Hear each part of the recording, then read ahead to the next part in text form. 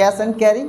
Cash and ক্যারিটা ছিল America যুক্তরাষ্ট্র যখন দ্বিতীয় বিশ্বযুদ্ধের চারিদিকে দেশগুলি একে অপরের সঙ্গে লড়াই করতে শুরু করে, তখন আমেরিকা এই সুযোগে তার দেশে বড় বড় ফ্যাক্টরি লাগায় অস্ত্র তৈরি করার, এবং সে একটা নীতি অবলম্বন করে যে এই অস্ত্রগুলো আমি শুধু মিত্রপক্ষগুলিকে, মানে যে আমেরিকার সঙ্গে বন্ধুত্ব আছে তাদেরকেই সে দিবে, যেমন ব্রিটেন, ইংল্যান্ড, ফ্রান্স এইসব দেশগুলিকে দিবে। এবং সে এই যে একটা বার্তা রাখেন সেটাকেই বলা হয় ক্যাশ অ্যান্ড ক্যারি, যে আমাকে অর্থ দাও আমি তোমাদেরকে অস্ত্র দেবো, আর যাও লড়ো, জাগার লড়ো ওর মরো।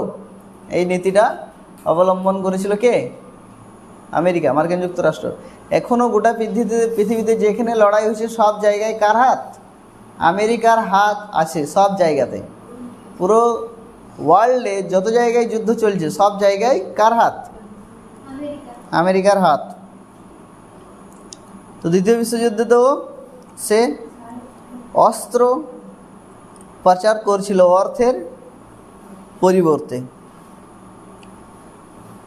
তাহলে আমেরিকা এক প্রকার গণতন্ত্র অস্ত্রাগারে পরিণত হয়, এর ফলে আমেরিকা এক প্রকার। এবার আমরা আসবো পার্ল হারবার আক্রমণের প্রেক্ষিত। পার্ল হারবার আক্রমণটা আমরা দেখব। পার্ল হারবার আক্রমণ কে করেছিল? অ্যাটেনশন এদিকে। পার্ল হারবার আক্রমণ কে করেছিল? আগের দিন পড়াইলাম। পার্ল হারবার আক্রমণ করেছিল জাপান। পার্ল হারবার আক্রমণ করে দখল করে নিয়েছিল কে? জাপান। পার্ল হারবার একটা বন্দর ছিল যেটাও দখল করে নেয়। বন্দর মানে যে জায়গাগুলোতে আগে জলজাহাজ সব এসে নামতো, যে জায়গাগুলোতে ট্রেড হতো, ট্রেড মানে ব্যবসা হতো যে জায়গাগুলোতে, সেই জায়গাগুলিকে বলা হতো বন্দর। তো পার্ল হারবার বন্দরটা দখল করে নেয় কে? জাপান। প্রশান্ত মহাসাগরীয় অঞ্চলে ও দূরপ্রাচ্য জাপানের অগ্রাসন নীতি কজন অবলম্বন করেছিল? মূলত তিনটে বন্ধু, এরা তিনজনাই অবলম্বন করেছিল। একটা হলো জার্মানি, ইটালি, জাপান। এরা তিনজন অগ্রসর নীতি মানে নিজের দেশ থেকে আরও দেশকে কবজা করে বেড়ে বেড়ে যাওয়া নীতিকে বলা হচ্ছে অগ্রসর নীতি এরা তিনজন অবলম্বন করেছিল। এই অগ্রসর নীতি অবলম্বনেই এই জাপান এই অগ্রসর নীতি অনুসরণ করেই পার্ল হারবার আক্রমণ করে এবং দখলও করে নেয়। যুক্তরাষ্ট্রের কাছে ছিল ও মাথা ব্যথার কারণ। এই যে দখল করে নিয়েছিল এটা তো যুক্তরাষ্ট্র মানে আমেরিকার কাছে এটা মাথা ব্যথার কারণ ছিল। এবং 1937 খ্রিস্টাব্দে জাপান চীন আক্রমণ করলে আমেরিকা, মানে পার্ল হারবার আক্রমণ করার পর আবার চীন আক্রমণ করলে আমেরিকা ক্ষুব্ধ হয় এবং চীন জাপান কর্তৃত্ব মুক্ত দ্বার নীতি লঙ্ঘন বিষয় ওই মার্কিনদের কাছে ছিল চরম অবমাননার ব্যাপার। অবমাননা মানে অসম্মানের ব্যাপার। অ্যাকচুয়ালি আমরা আগের চ্যাপ্টারে পড়ে এসেছিলাম যে আমেরিকা যুক্তরাষ্ট্র চীনে যখন চারিদিকে সব দখল করে নিয়েছিল, ব্রিটেন একদিকে ফ্রান্স, একদিকে রাশিয়া, এরকম যারা যখন দখল চলছিল চীনের মধ্যে, তখন আমেরিকাও দখল করে নিয়েছিল। এবং আমেরিকা এসে পরে একটা নীতি ওইখানে অবলম্বন করে, সেটা ছিল কি? মুক্তিদার নীতি। মুক্তিদার চুক্তির দ্বারা সে বলেছিল যে চীন কাউরি একার থাকবে না, এখানে সবাই এসে ঔপনিবেশ করতে পারবে। ঔপনিবেশ মানে ব্যবসা, ঔপনিবেশ মানে হচ্ছে ব্যবসা। এখানে এসে সবাই স্বাধীনভাবে ব্যবসা করতে পারবে, কাউরি একক কোনো জায়গাটা দখল থাকবে না। এই নীতিটাকে মুক্তদার নীতি নামে পরিচিত। এটা কে করেছিল? আমেরিকা যুক্তরাষ্ট্র। এবার কি হচ্ছে না, পার্ল হারবার যখন জাপান আক্রমণ করে জয় করে নেয়, তারপর থেকে চীন আক্রমণ করে সে দখল করতে থাকে। এ থেকে কি হয় না, আমেরিকার যে নীতিটা ছিল সেটা তাহলে জাপান মানছে না। তাহলে আমেরিকা সবারই কাছে কি হয়ে যাচ্ছে? ছোট হয়ে যাচ্ছে, যে তোর কথা একটা ছোট্ট মতো দেশে শুনছে না, তাহলে তোর কি ক্ষমতা। তো এইখান থেকে আমেরিকা অনেক অবমাননার ব্যাপার ছিল। এই ঘটনাটা মানে ছোটোখাটো হলেও এটা ছিল খুবই লজ্জাজনক বিষয় আমেরিকার কাছে। এই অবস্থায় মার্কিন যুক্তরাষ্ট্র 1919 খ্রিস্টাব্দে জাপান মার্কিন বাণিজ্যিক চুক্তি বাতিল করে দেয়। 1911 খ্রিস্টাব্দে জাপান মার্কিন চুক্তি বাতিল করে দেয়, মানে ব্যবসা বাণিজ্য জাপানের সঙ্গে আমেরিকা যুক্তরাষ্ট্র বাতিল করে দেয়। এবং আমেরিকা জাপানের পেট্রোপণ্য, লোহা ও যুদ্ধ উপকরণ সরবরাহ বন্ধ করে দেয়। এর পাশাপাশি আমেরিকায় স্থিত সমস্ত জাপানি সম্পত্তি যুক্তরাষ্ট্র বাজেয়াপ্ত করে নেয়। আবার 1940 খ্রিস্টাব্দে জাপান, জার্মানি ও ইটালি সঙ্গে ত্রিপাক্ষিক অক্ষ চুক্তি স্বাক্ষর করলে জাপান মার্কিন সম্পর্কে চূড়ান্ত অবনতি হয় এবং ক্ষুব্ধ মার্কিন যুক্তরাষ্ট্র জাপানের পেট্রোলিয়ামজাত পণ্য সামগ্রী রপ্তানি বন্ধ করে দেয়।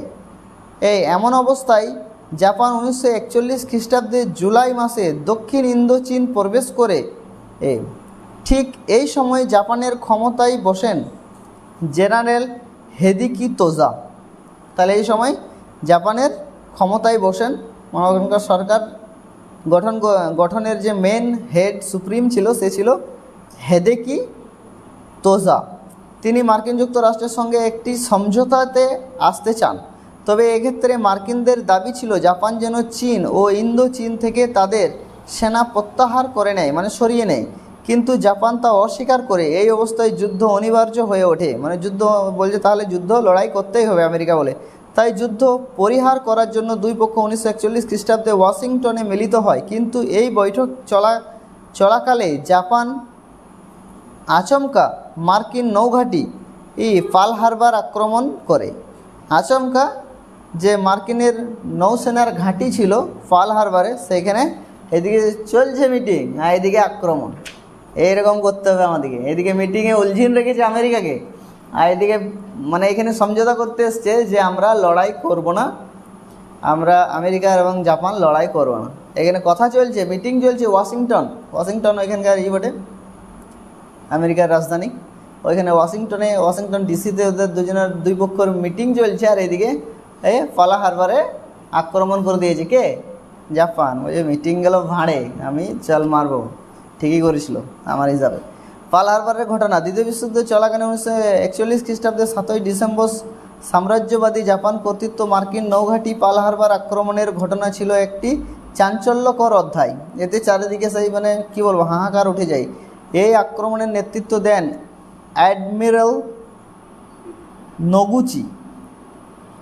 এই আক্রমণের কী দেয়, বার্তা দিয়েছিল এই আক্রমণের, সে ছিল অ্যাডমিরাল নগুচি। এই আক্রমণে 20টি মার্কিন জাহাজ ও 120টি যুদ্ধবিমান ধ্বংস হয়, প্রায় 2500 মার্কিন নৌসেনা ও কর্মী মারা যায়। এই ঘটনায় মার্কিন প্রশাসন হতচকিত হয়ে পড়ে। মার্কিন রাষ্ট্রপতি রুজভেল্ট এই দিনটিকে একটি কলঙ্কিত দিন বলে ঘোষণা করেন। তাহলে কলঙ্কিত দিন বলে ঘোষণা করেছিলেন কে এবং কেন, এটা একটা কোশ্চেন আমরা লিখব।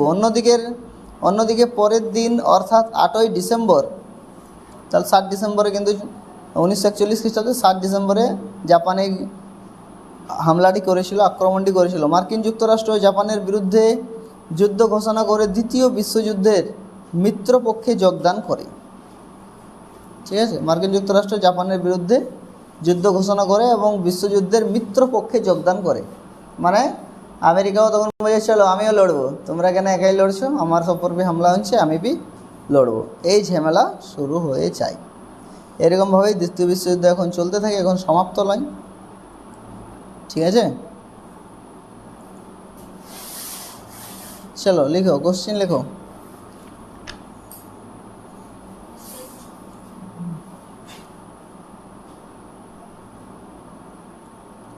ত্রিপাক্ষিক চুক্তি কি লিখে দিয়েছি, ত্রিপাক্ষিক অক্ষ চুক্তি তুই আসিস নি মনে হয়, আগের দিন রূপা এসেছিলো, ওই দিন লিখে দিয়েছিলাম। প্রথম দিন তো তুই আসিস নি, ওইখানে লিখে দিয়েছি ত্রিপাক্ষিক চুক্তি ওগুলো দেখবি, ওর কাছ থেকে আসে, ওইখান থেকে নিয়ে নেবি। আর কালকে ফের তোরা আসছিস, একদিন করে আসছে না, একদিন করে ও আসছে না, এরকম করে প্রাইভেট এলে পরে কী করে হয়? টিউশন কি ওর শরীর ভালো নাই, ঠিক আছে, আমি ওখের জন্য বলছি না, ও তো রোজই আসে, ওর না হলে এখন শরীর ভালো নাই বলে হয়তো আসেনি। কিন্তু তোদের যে অবস্থা, আজ ইয়ে আয়েগা তো কাল वो नहीं आएगा, कल वो आएगा तो कल वो नहीं आएगा। এই গ্রাম অঞ্চলে এইটাই সব থেকে একটা বড় সমস্যা। টিউশনটা মনে হয় যেন ওদের কেউ ঠিলে পাঠায়, সকালে উঠে পরে মুখ ধুতেই মাইন্ডে থট আসবে, চিন্তা আসবে, কি করব আজকে, কোন বাহানা করি যাতে আমাকে টিউশন না যেতে হয়, আজকে আমি যাব না, আজকে না গেলেই ভালো হয়, এই সব চিন্তা ভাবনা চলবে। না সকালে উঠে পরে বলবে উঠে গেলাম ঘুম থেকে, বলছে এবারে মা বলবে টিউশন যেতে, তো আমি একটু কিছু বাহানা করি, পেটে লাগছে আজকে যাবো না টিউশন, কিছু একটু বাহানা করে দিলে খামাখাই বলে দিলে প্রজেক্ট দিয়েছে স্কুলে আজকে করতেই হবে, কালকে লেখা হয়নি, আজকে আমি লিখবো প্রজেক্টটা। একটা কিছু বাহানা করে দিল, একদিন কেটে গেল, চলো আজকে তো যেতে হলো না, কালকে অন্যজন একটা বাহানা করবে। তো কেরিনা একদিন আসছে, তো আবার এক সপ্তাহ পর একদিন আসছে, ওর তো আবার আলাদই সিন চলছে। প্রথমে তো ও রোজ আসছিল, এখন আবার একদিন আসছে, এক সপ্তাহ পর একদিন দেখাই পেয়েছি। সাজেদারও সেম সিন, ও একদিন আসছে একদিন পর দেখাই পেয়েছি, একদিন কি এক সপ্তাহ পর। ওদের কি দিনগুলো ছোট হয়ে গেছে নাকি, মানে ওদের ছোট দিনের জন্য পোষাইছে না, এক সপ্তাহ ওরা একদিন মনে করছে নাকি, এলিয়েন হয়ে গেছে নাকি দেখিস, ওর সব এলিয়েন হয়ে যায়নি তো ওদের। আর এখানে আমাদের পৃথিবীর দিনগুলো ওদিকে অনেক ছোট লাগছে, ওই জন্য ওদের একদিনে পোষাইছে না, 7 দিন করে গ্যাপ লিছে। আর সাদিয়া ভালো আছে, সাদিয়া বলবে আমার জ্বর এসেছিল, আমি আসি নাই, তুমি তো আসতে বারণ করেছিলে, ইনফেক্টেড হয়ে যাও তোমার তাও টিউশন। সেটা না হলে ও হাইজিন মেনটেন্স করে চলেছে, যাতে আমার জন্য অন্য মানুষের না রোগ লেগে যায়, সেই জন্য ও টিউশন আসেনি, তো ঠিক আছে, তাও এটা মেনে নেওয়া যায়।